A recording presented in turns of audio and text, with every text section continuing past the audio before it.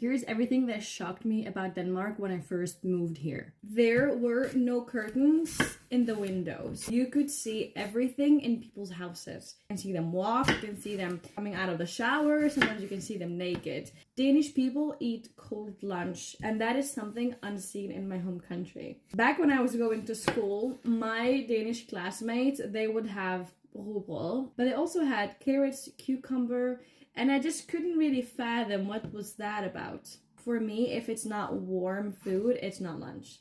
Obviously, the biking culture was also something that I wasn't really used to. And in Denmark, biking is taken very, very seriously. And now, having lived here for 8 years, I can totally get it now. What took me by surprise also was the fact that you call people by their first name, also teachers. And I come from a country where you don't do that. When I was going to school here, I had a hard time calling teachers by their first name. I felt so disrespectful, but with time I understood that that's not how they perceive it, so I don't have to worry about anything. It also happened to me whenever I went with my Danish classmates to like a store. There's a lot of this 50-50, or I pay for mine, you pay for yours. It was very shocking to me because I come from a culture where, you know, I'll just pay for you, you pay next time, you know, that's how we did stuff. There's different philosophy here. It's not bad, it's just different from what I'm used to. Another thing that took me a lot to get used to was the safety feeling here.